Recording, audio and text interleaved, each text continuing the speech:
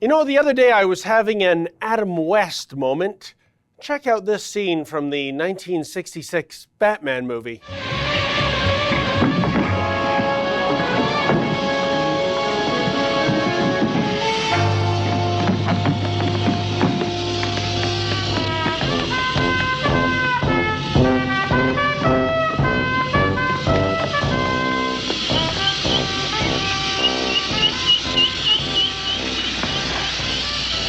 Some days you just can't get rid of a bomb.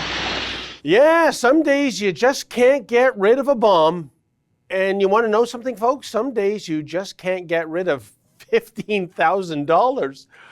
Now, you may recall that around this time last year, we started a fundraising drive for soldiers and their families at Camp Borden, north of Toronto. You see, we were tipped off about a story that was published in the base's official publication entitled Seasonal Sharing Basket Campaign.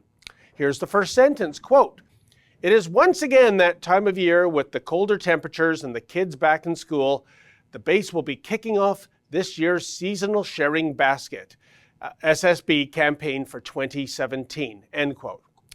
Now, that sounds great, doesn't it? Our soldiers give us so much, and now they're even giving to Christmas hampers for the poor.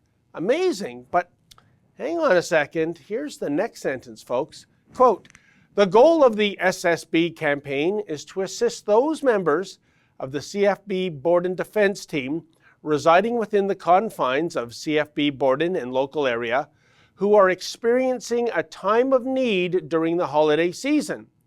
The privacy and confidentiality of individuals utilizing the support provided by the SSB will be respected. Individuals in need of support and interested in further details can speak with their unit padre," end quote. That's right. The fundraising initiative wasn't meant to help some strangers down at the homeless shelter. It was meant to help CFB soldiers who are so poor they literally can't afford to feed their own families. Indeed, Justin Trudeau pays our soldiers so little they're forced to ask for charity. And this is the same Trudeau who gave $10.5 million to Omar Khadr, a convicted al-Qaeda terrorist who murdered a soldier? But Trudeau won't even pay our troops enough to feed their families? Trudeau has social programs to help ISIS terrorists come back to Canada with art and poetry reading classes. Yes, somehow Trudeau has millions in the kitty for Islamic terrorists, but not enough for our troops to feed their own families? So it was we set out to raise $10,000 for the CFB Borden food hamper. And you know what, folks? Like always, you came through for us and our soldiers by donating more than $15,000. But a funny thing happened on the way to CFB Borden. What was meant to be a feel-good photo op turned into, well, this. Hi, how are you? Merry Christmas. Good. My name's David Menzies. I'm from Rebel Media. Okay. And we just wanted to drop by. You were having a seasonal sharing basket campaign. Yeah. And we reached out to our viewers to raise money for it. Yeah. And we've raised over $15,000. Okay. And we just wanted to drop off this check from our generous viewers to you. Okay. Actually, I have nothing to do with that anymore. The campaign is closed. Oh, okay. Yep, it has nothing to do with the centre anymore, so it's over. That's right. Your money is not good enough for them for whatever reason. Well, we had no intention of keeping your generous donations, of course, so we sought out another military charity. And we found one that does great work, Canada Company.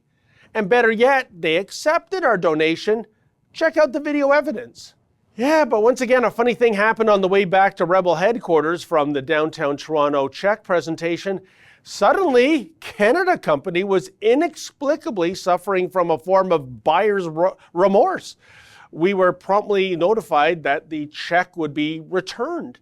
And there was even a demand to destroy the videotaped check presentation. They wanted to pretend that what had occurred earlier that day was akin to season 9 of Dallas. You know, it never actually happened. How weird is that? Needless to say, we were puzzled and perplexed by this turn of events, and we sought answers by filing a Freedom of Information request. And wow, we discovered that when it comes to little old rebel raising some cash for our soldiers, the bureaucrats running the Department of National Defense are seemingly consumed with fear and paranoia.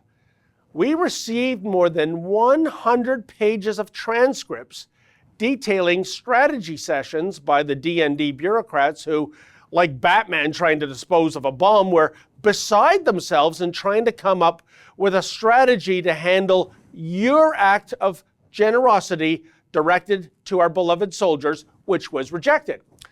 The bureaucratic bafflegab begins on page 1, quote, ADMPA concern WRT, the crowd-funding initiative by rebel media. Any donation from them is likely being driven by a political motivation, end quote.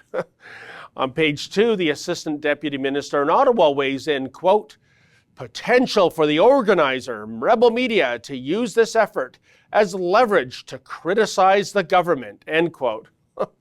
Let's skip ahead to page 7, and this is truly shocking. Quote, as of the time of this email, then the name is redacted, has yet to publish anything on the SSB. The recently released suicide report may bump the story, and even if our story is published, the veteran story will likely overshadow it, end quote. Oh my God, these heartless bureaucrats, these spin doctors, were actually hoping that a story about veterans committing suicide would distract attention from our story? Now that's the Christmas spirit, isn't it? And on it goes. On page 8, it is noted there's no legal reason to refuse your donations, but the money will nevertheless be declined because of the optics. Optics? What optics? Canadians wanting to help soldiers in need? That's a bad thing? On page 12 and 13, the base chaplain is told not to respond to us. On page 20, the head of military strategic communications tells someone to call him to discuss what to do when Menzies shows up with the check. There is also a suggestion that they should try to get ahead of the story by issuing a press release about how successful their own internal food drive campaign was. And another doozy of a quote from a bureaucrat can be found on page 21, quote, my main concern here is that if we wait for a donation to come, we turn away an outlet that really, really doesn't like rejection, end quote. Yeah, he then points to the example of how Premier Notley's team tried to ban us. Yeah, I suppose hell hath no fury like a rebel media reporter scorned, I suppose. And on page 23, it is further noted, quote, I will be speaking with the base COS this afternoon and discuss options, end quote. Discuss options? Good Lord. Did this amount of prep go into the D-Day landing in 1944?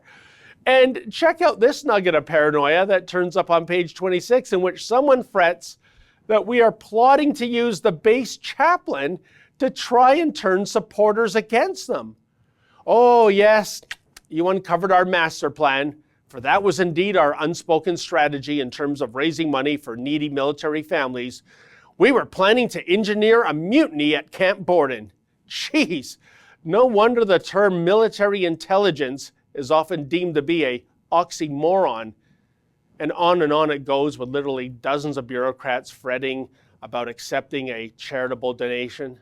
Just incredible. Well, enough is enough. I'd like to direct you to our petition again, calloffyourdogs.com. Please sign it and tell the Trudeau Liberals that it is not acceptable to cut 8-figure checks to convicted terrorists while our patriotic soldiers must rely on food hampers.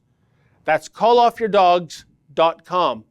In the meantime, we are still working on getting your generous donations to a good veterans charity despite Justin's interference. Stay tuned for further announcements, and thank you once again for all your generous support. The shameful disrespect to the military veterans by the Justin Trudeau Liberals must stop. Please go to calloffyourdogs.com and sign our petition.